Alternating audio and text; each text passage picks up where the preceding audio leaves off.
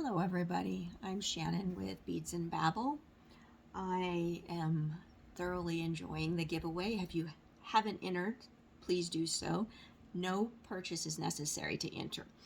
Um, on the giveaway, I do ask a question of you to see what you would like to see on our YouTube channel, which is very underdeveloped. We are working on that now because I very much enjoy teaching, especially anything to do with jewelry making and beads. I have 5 granddaughters, and each of them were started stringing beads between 2.5, 3 years old, and they love their jewelry. Matter of fact, I just finished making them some jewelry for Christmas, and it'll be shipping out this week. But what I'm going to do here is I'm going to show some examples of some jewelry. Most are going to be beginner, intermediate friendly. I think that's a good way to start, and then gradually work up towards more complex jewelry design, because it can go from really basic to very advanced. So I'm going to start out with some memory wire bracelets, because it's one of the most beginner friendly types of projects that you can do with um, beads and very little tools, and you can achieve such pretty results with it. Now this is using some more I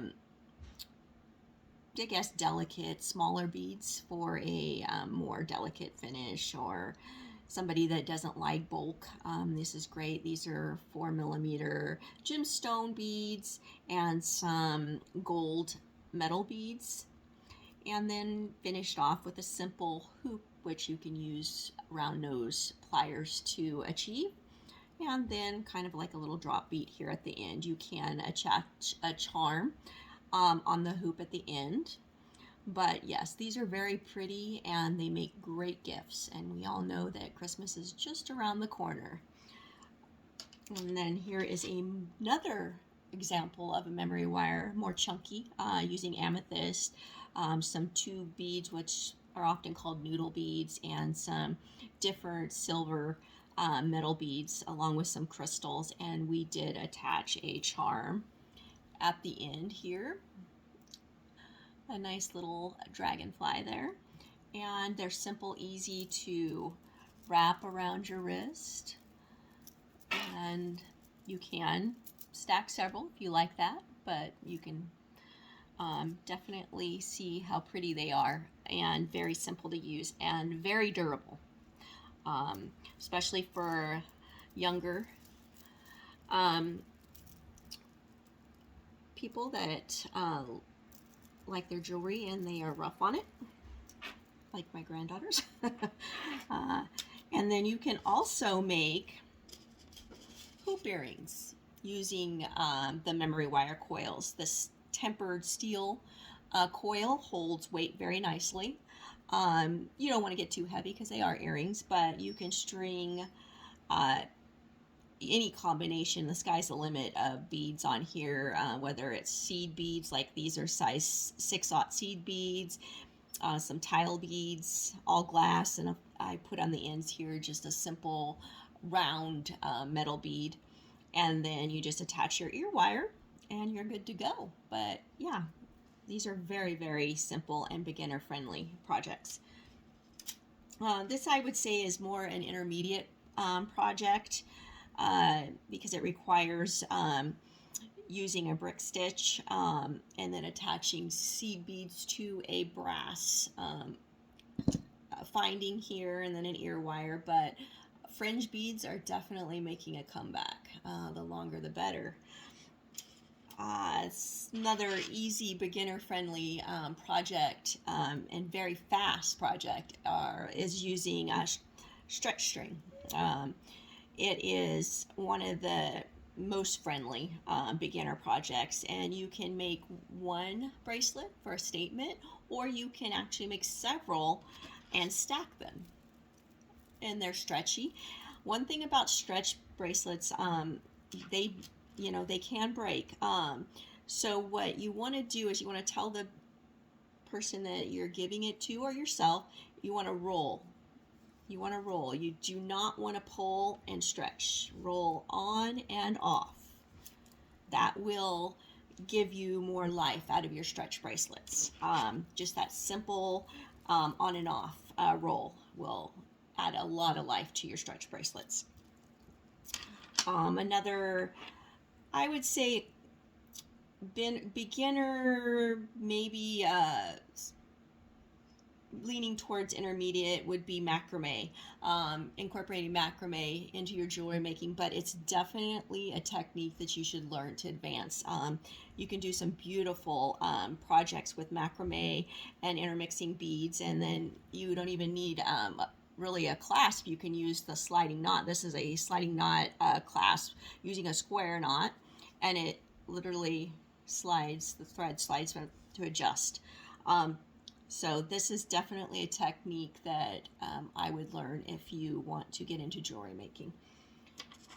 And then another beginner-friendly technique is knotting. Whether it is cord or knotting pearls, it's honestly not that hard, and it has a really nice, finished product at the end. These are pearls, and this is 1.5 millimeter leather cord, round leather cord, and you string and knot. There are different knots you can do and learn, like a barrel knot, which looks really fantastic as a knot in between beads or at the end of a finished project.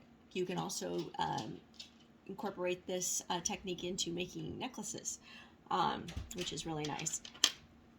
And then here's another basic, this one looks complicated, but it's not. It's super friendly for beginners wanting to learn how to make jewelry. And you can also translate this technique into making a necklace too.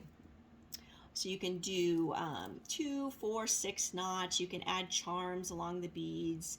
I did use a square knot at the end here, but you do not have to do that. You can knot, which is even easier. But this is definitely a very comfortable bracelet. I have several of these and I wear them, and I love them because they are so comfortable. And then you also can do a ladder stitch between the cords. You can do this longer, so it's a wrap.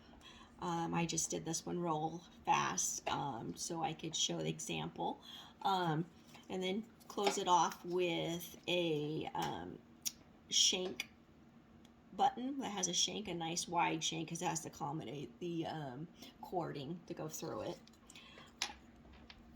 And then also I will string up a bunch of bracelets using different combinations of beads, gemstones, pearls, seed beads.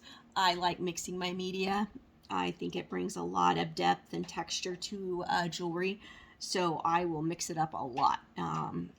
So what I usually will do is I will get in a mood to string a bunch of bracelets or necklaces, and then I'll close them off with some painter's tape just to keep the beads from sliding off.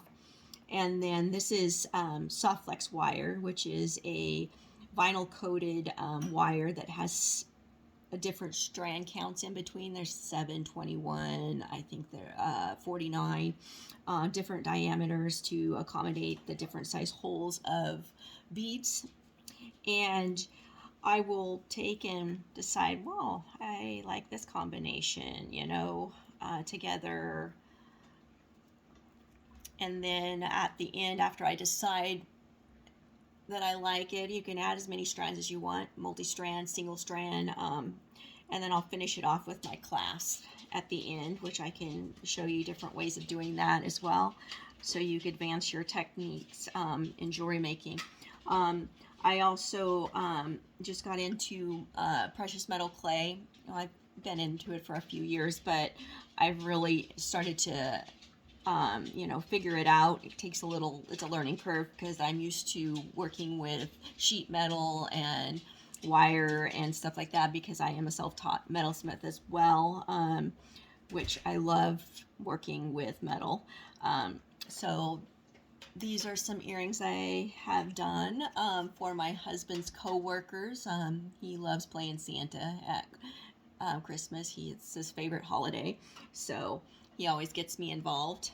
He's a nurse, so he has a lot of female co-workers, and so of course my jewelry making skills come in to play at that. And then I bought these little tins on Amazon, and they're gonna end up being the gift boxes for these particular earrings that I've made. Also did these out of precious metal clay, art clay. There's all different types of it. Made my granddaughters some mouse earrings for Christmas.